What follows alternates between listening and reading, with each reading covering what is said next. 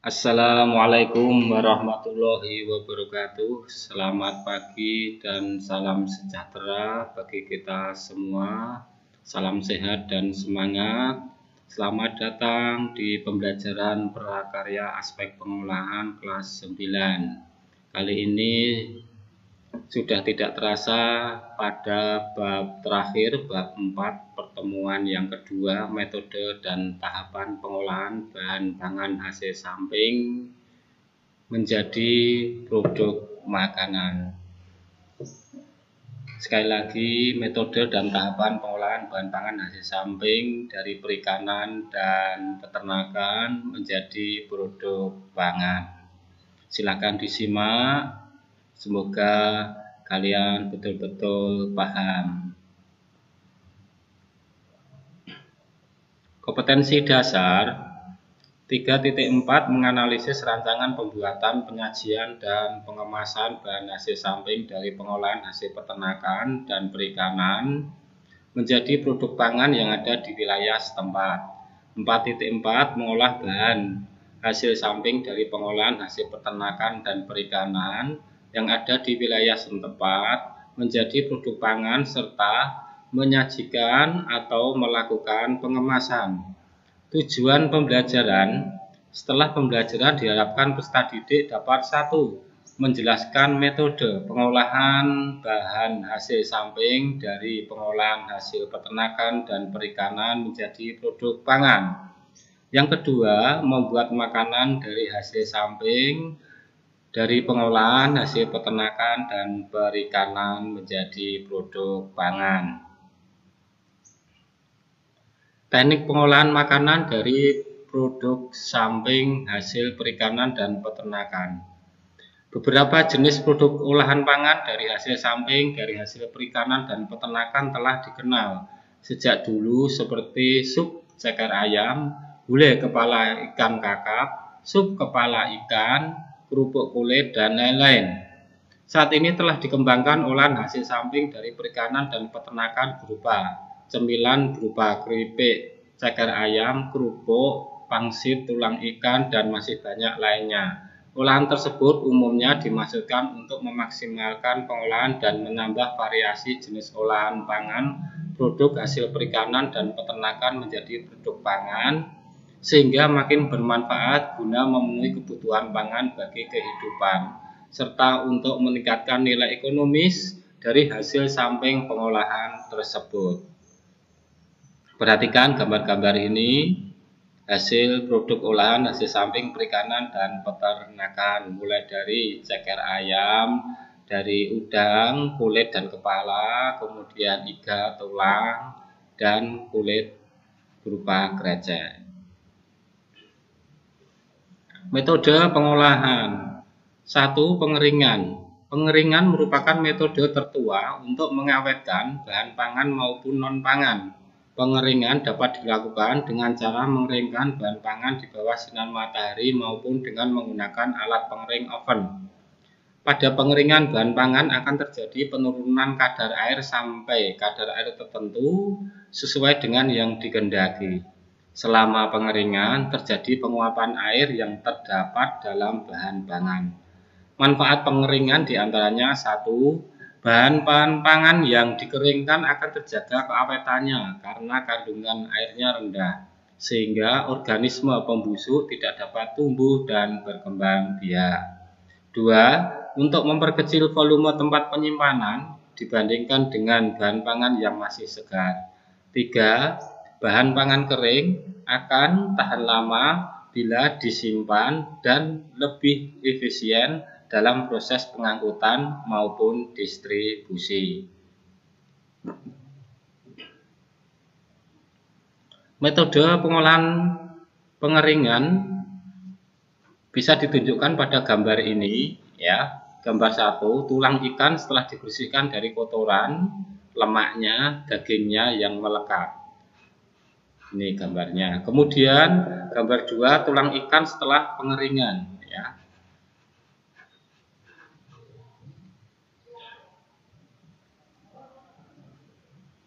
Metode pengolahan. 2. Penggilingan. Penggilingan tulang ikan dikerjakan pada ikan yang memiliki ukuran sedang serta besar. Ikan yang memiliki tulang ukuran kecil tak mesti digiling. Sebaiknya tulang ikan yang akan digiling dilakukan proses pengeringan terlebih dahulu agar kadar airnya berkurang. Diperhatikan ini tulang yang masih mentah, belum diolah. Kemudian dilakukan perebusan tahap 1. Setelah itu dilakukan pembersihan tulang dari sisa-sisa dagingnya. Kemudian dilakukan perebusan tahap 2. Setelah itu dilakukan pengeringan dengan mesin oven. Ya. Setelah itu baru tulang tersebut digiling ya dengan mesin. Setelah digiling lalu dilakukan pengayaan ya untuk dipilih yang tepung berupa hasil tepung ikan yang halus. Hasilnya seperti ini. Metode pengolahan 3. Penggorengan.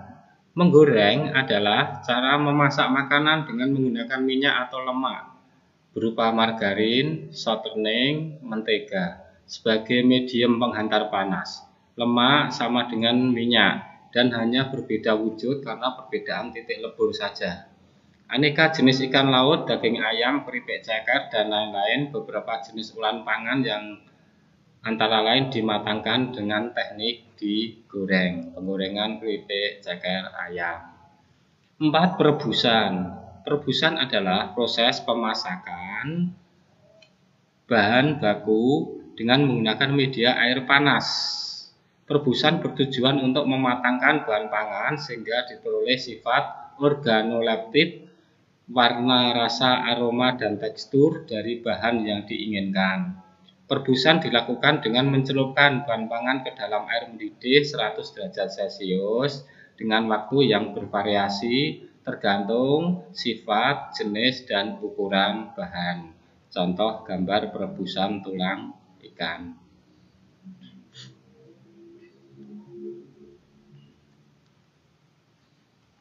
Selanjutnya, tahapan pengolahan. Berikut ini merupakan contoh pengolahan hasil samping pengolahan daging ayam menjadi produk pangan cemilan dengan berbahan baku kulit ayam yang diolah menjadi keripik kulit ayam agar hasilnya lebih crispy, gurih, dan renyah. Tahan lama dengan teknik menggoreng. Keripik kulit ayam ini dapat dinikmati sebagai teman makan nasi atau sebagai camilan. 1. Perencanaan. Perencanaan dalam pengolahan membuat keripik kulit ayam yaitu 1. Menentukan bagian-bagian yang akan digunakan untuk membuat produk pangan hasil samping pengolahan hasil peternakan. 2. Menyusun rancangan produk yang akan dibuat.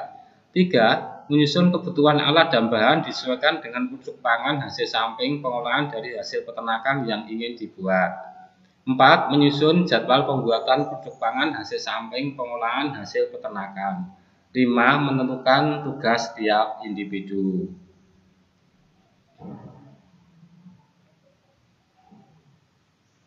Alat pengolahan.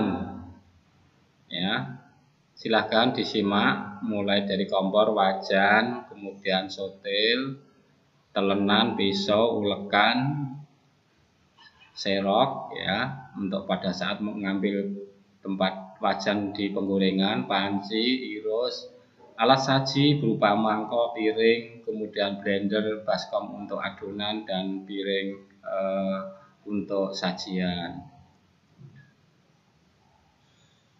Kali ini akan saya berikan trik menggoreng kulit ayam biar gurih dan renyahnya bikin nggak bisa berhenti makan.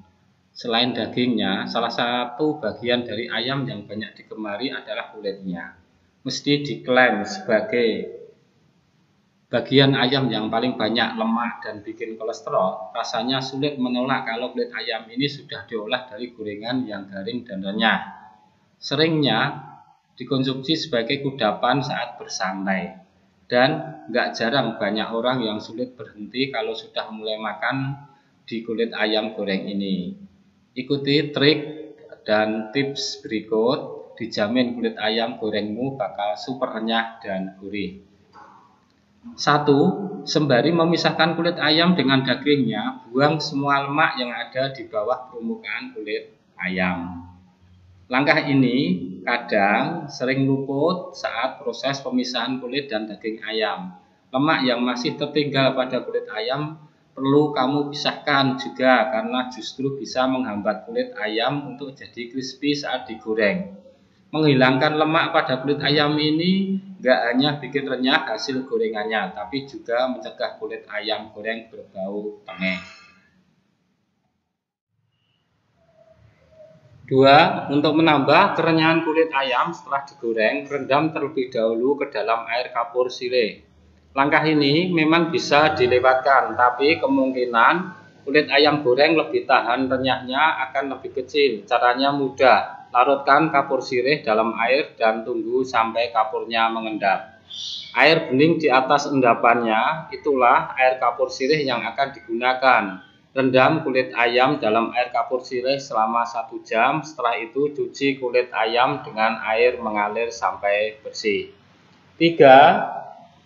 Bumbui dengan secukupnya garam dan merica. Nggak perlu berlebihan karena rasa kulit ayam pada dasarnya sudah gurih. Setelah dicuci bersih, bumbui kulit ayam dengan garam dan merica, lalu remas-remas agar bumbu meresap. Kalau mau rasanya lebih gurih lagi, kalian bisa tambahkan bawang putih yang dihaluskan atau bawang putih bubuk.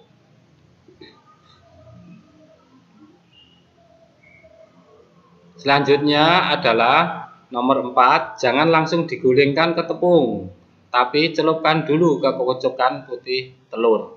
Setelah dibumbui, celupkan satu persatu kulit ayam pada kocokan putih telur, lalu tiriskan pada wadah piring kosong, atau kalau kulit ayam yang akan digoreng cukup banyak, oleskan sedikit demi sedikit putih telur menggunakan kuas. Yang penting semua kulit ayam sudah dilapisi putih telur. 5. Setelah terlapisi putih telur, baluri kulit ayam dengan tepung beras. Kenapa tepung beras? Melapisi kulit ayam dengan tepung beras sebelum digoreng berfungsi untuk menciptakan tekstur crispy yang tahan lama. Caranya, ayak tepung di atas kulit ayam, kemudian balik-balik dan ratakan. Lalu tepuk-tepuk kulit ayam yang sudah dibaluri tadi untuk mengurangi lapisan tepung ayam menggumpal atau terlalu banyak.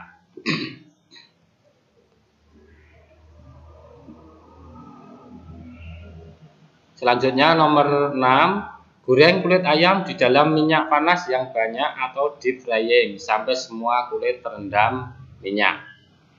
Menggoreng dengan teknik deep frying dan pemanasan tinggi akan mencegah kulit ayam jadi gosong. Cara ini juga bikin kulit ayam matang merata, nggak berminyak dan renyah sempurna. Goreng sambil dibolak-balik perlahan sampai garing berwarna coklat keemasan.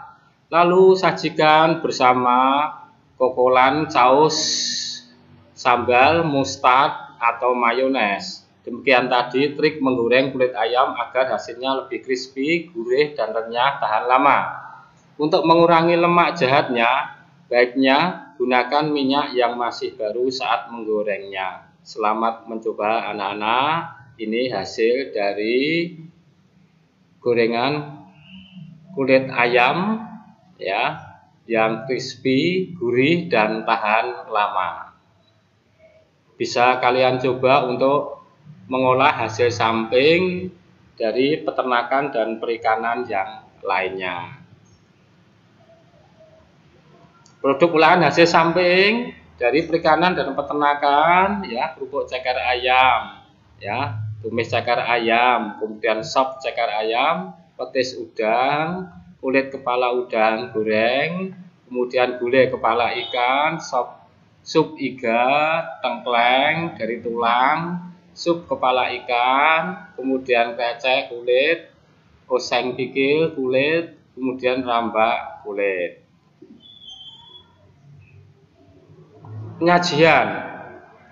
Penyajian merupakan suatu cara menyuguhkan makanan yang disusun secara menarik untuk meningkatkan selera makan. Fungsi penyajian makanan: 1. Memberi keindahan pada menu makan yang disajikan. 2. Menambah selera makan. 3. Menghormati tamu. B. Pengemasan. Pengemasan merupakan sistem yang terkoordinasi untuk mempersiapkan barang untuk didistribusikan, dijual, disimpan, dan dipakai. Pengemasan berfungsi untuk menempatkan hasil pengolahan menjadi bentuk yang mudah untuk disimpan, diangkut, dan didistribusikan. Tujuan pengemasan makanan: 1. Membuat usia penyimpanan bahan pangan menjadi lebih lama. 2. Mencegah rusaknya nutrisi bahan pangan. 3. Memudahkan distribusi bahan pangan. 4. Menambah estetika dan nilai jual bahan pangan. Saya kira cukup sekian. Terima kasih atas perhatiannya. Semoga dipahamkan dan bermanfaat bagi kita semua. Sudah tidak terasa kita selesai bahas bab 1, 2, 3, dan 4 prakarya aspek pengolahan kelas 9. Saya mohon maaf bila ada kekurangan dalam memberikan materi prakarya selama ini. Sekali lagi mohon dimaafkan kekurangan dari saya, dan terima kasih atas perhatiannya selama ini. Kami ucapkan wassalamualaikum warahmatullahi wabarakatuh.